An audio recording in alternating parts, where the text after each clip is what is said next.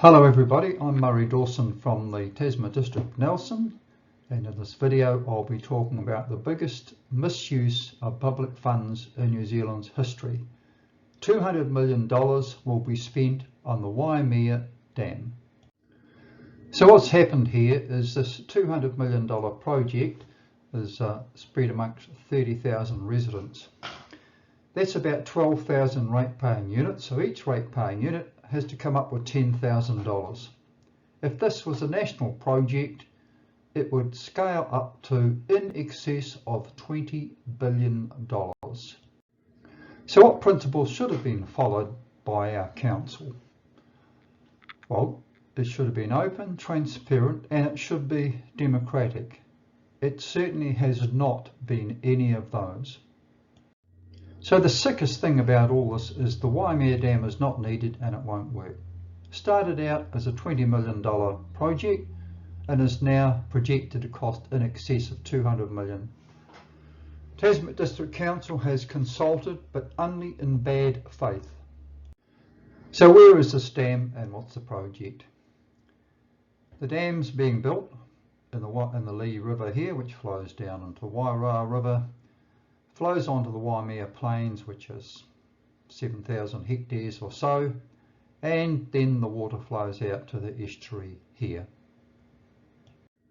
So how did this whole dam saga begin? In 2001, a dry period, the river went dry in parts. This was interpreted as a water shortage, a general water shortage. A committee was formed of irrigation interests on the plains, and they set about looking to build a dam in the Richmond foothills. In 2014, Tasman District Council combined with them to form a joint venture company, and from then on took responsibility of building the dam. In 2018, Tasman District Council signed off on the dam. So should they have done this? So this is what Sir Geoffrey Palmer, a former Prime Minister and expert in constitutional law, had to say about this.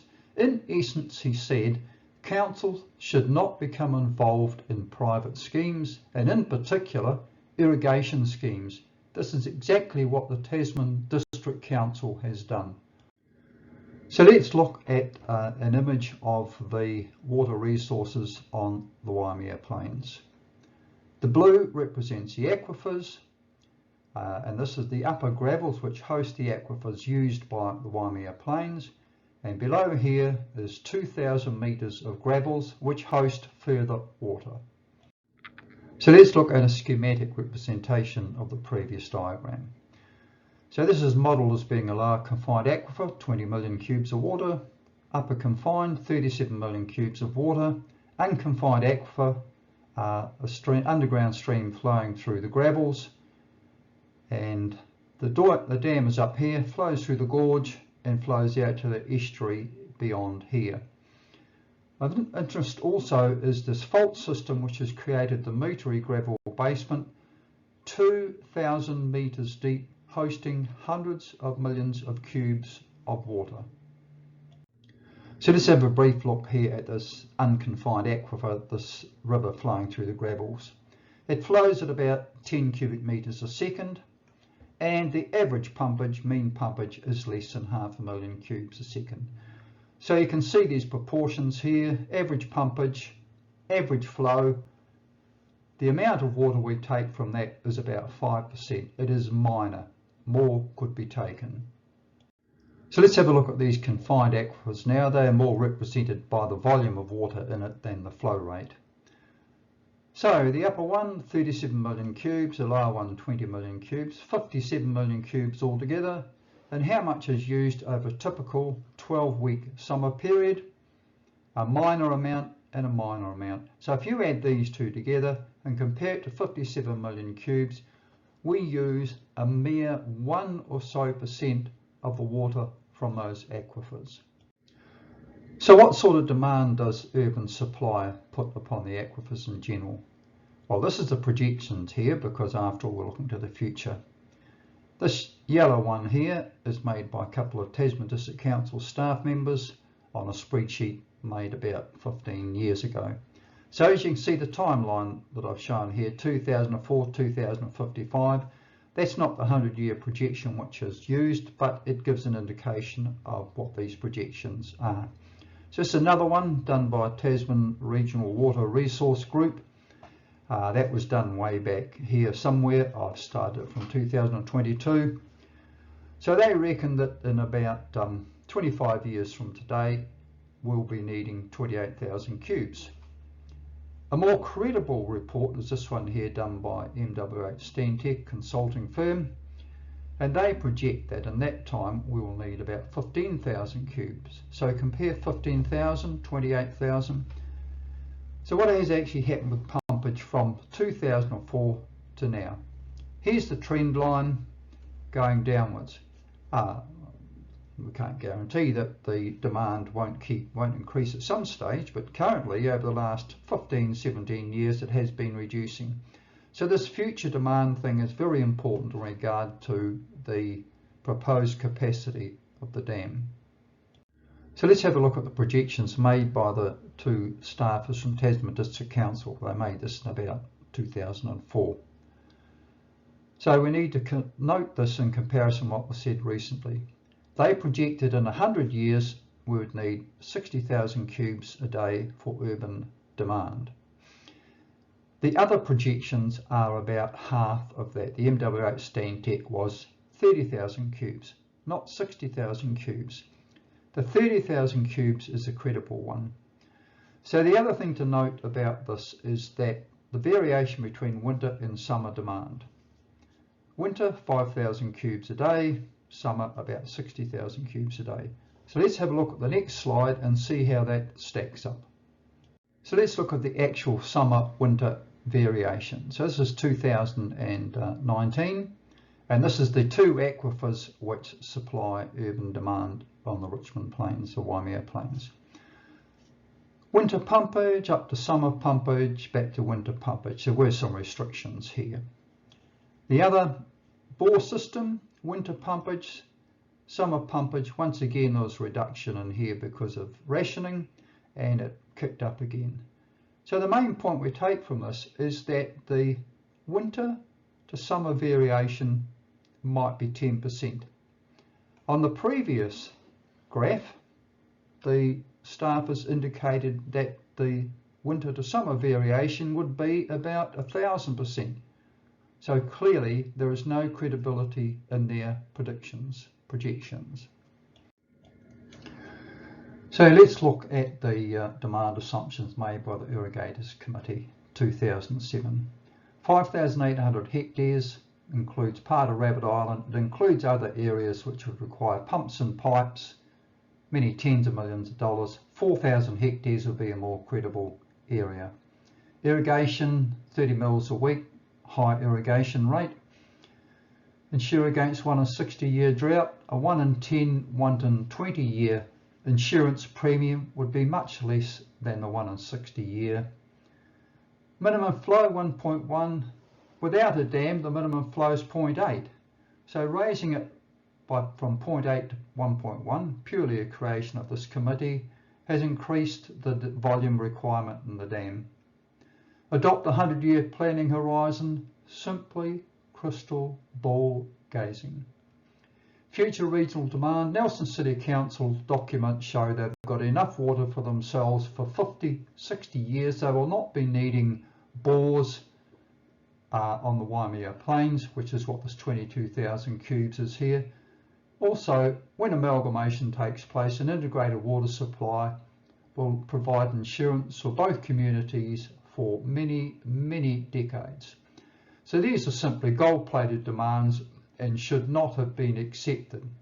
They have inflated the size of the dam hugely. So this issue of over-allocation has been used to support the case for the dam. Over-allocation means that more water has been handed out in permits than is supposedly available from a sustainable resource. Sustainable levels have been set by Tasman District Council staff with very little consultation, no real consultation, and also very little rigour.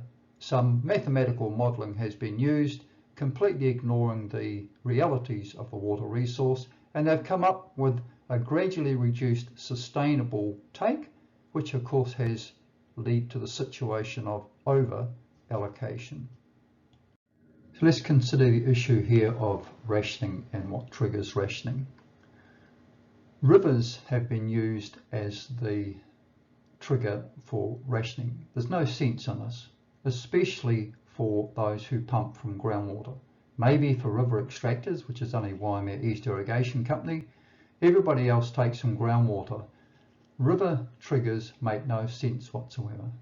So the other trigger is this salt issue. And as can be seen here, they have acknowledged there's plenty of water in the aquifer system, which I pointed out recently, and much of it cannot be accessed without risking salt intrusion.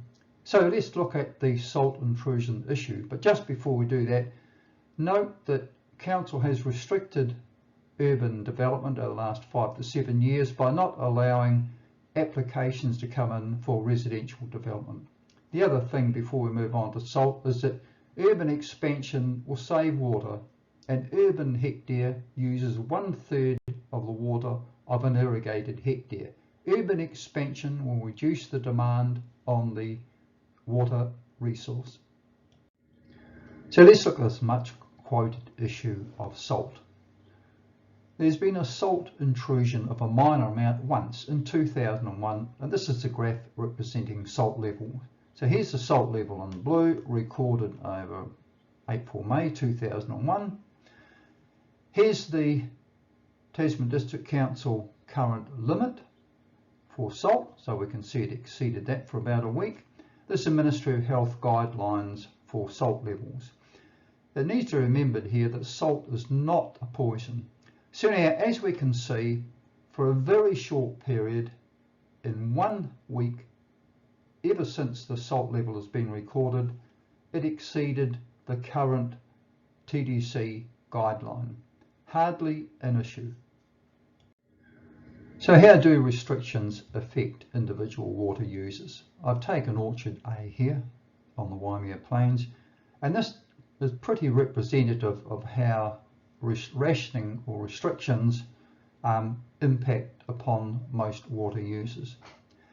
So this is the water they pumped over the summer period, 2015-16, a moderately dry year. No rationing, rationing level 1, rationing level 2, and so on, up to no rationing again. So as we can see, at no stage did their pumpage exceed the rationing that existed at the time. In other words, at no stage did they need to restrain their pumpage in relation to allocation available to them. So now let's look at a water zone. In this case, a lower confined. Let's look at irrigator usage only. So this is the rationing level available over the rationing period, and this is the actual water that was pumped. So as we can see, at no stage was pumpage constrained by the rationing level. They could have pumped more here had they so wished. So what this graph illustrates is that rationing for most zones on most occasions does not constrain zonal water pumpage. So let's take another angle on this rationing and how it affects pumpages. This time I've taken the delta zone, once again the irrigators, and this is the zonal pumpage over the years from 2004 to 2021. So this is the peak week pumpage. So I haven't shown the actual rationing that applies at the various years here, but here's the full allocation, step 1 reduction, there's 75% of the water is available, 80% of the water is available, step 2, 65% available, step 3, 50% available. So at step 3, 50% reduction as a zone, the peak pumpage in all of these years, 2004, 2021, was below step 3 rationing. So let's now consider this notion of water from the river recharging the aquifers. What has been called underground piping, nature's piping by Waimea Water Limited, and others for that matter. And so these underground pipes have the effect, as is claimed, that they maintain the aquifer levels and prevent salt intrusion into the aquifers. So this is based on the measurements at the upper site by the Waimea Gorge show more water flowing than at the lower site near the Appleby Bridge. In other words, water appears to go missing. So what has happened to this missing water? So the measured flow rate at the upper site, the Waimea Gorge here, where all the water in the river is essentially in the river and not in the gravels, because there are no gravels. This is an impervious layer. So at the site lower down in the Waimea River, it is now flowing through gravels. So what was entirely surface flow here is now surface flow and gravels flow. So by way of an example, if it's flowing at 2.7 cubics here, the measured flow down here may only be 2 cubics. The missing water is now flowing in the gravels.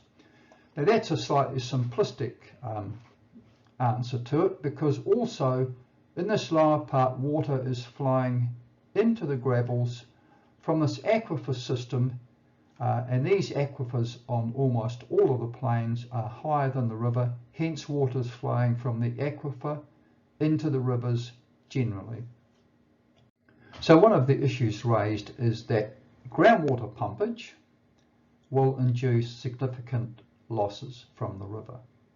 And the blue plots here is a mathematical model supplied by Tonkin and Taylor as to how much water is lost compared to pumpages.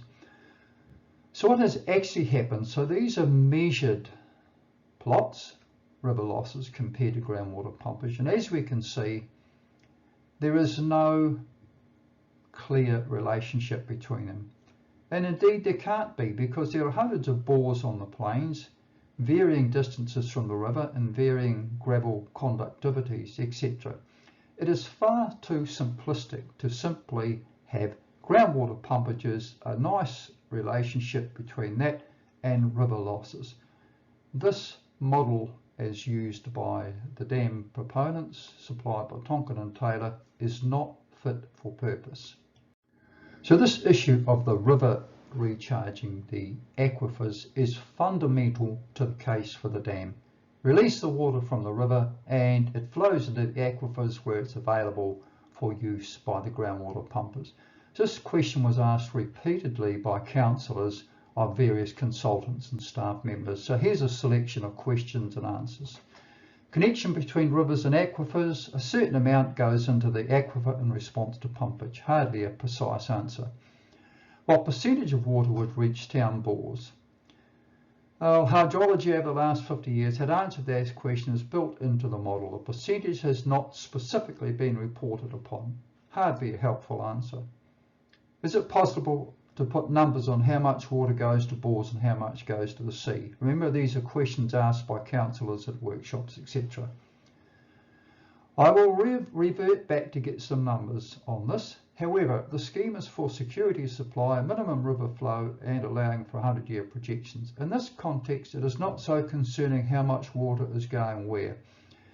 That is hardly a good answer when the basis for the dam is that water from the dam will go into the aquifers. And here, Andrew Fenimore from Landcare Research is saying it's not of much concern. Really, that's a very surprising answer. And in general, councillors were reminded that hydrology is complicated and cannot be ticked off in simple boxes. Hardly a good answer for how much river water is recharging the aquifer. Now bear with me while I briefly go through a couple of graphs. This graph here, supplied by Aqualink, which are consultants, show that as the water level increases, the water losses increase marginally, about 2%. In other words, 2% of the water, extra water released into the river, will be lost somewhere. This is not a model, this is actual measurements. This graph drawn by myself from TDC data. This shows as the river increases, about 4% of increases is lost.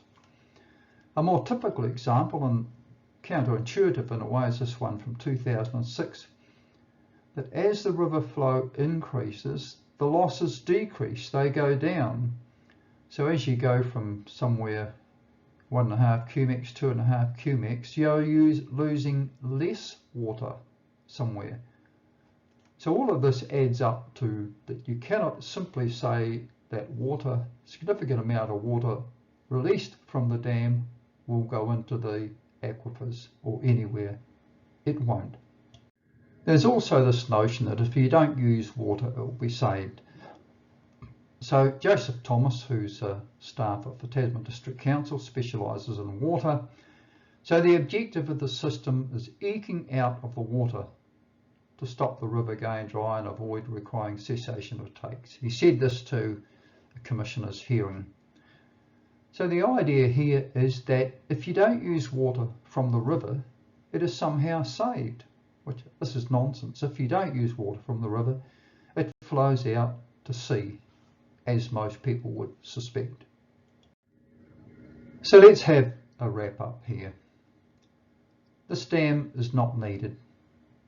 There is plenty of water available. We have a vast water resource, mostly groundwater. The dam won't work. Water released from the dam will flow out to sea. It will not reach the bores on the aquifers as proposed. So what is the definition of something that's not needed and won't work?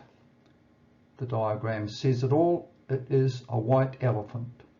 This is costing $200 million.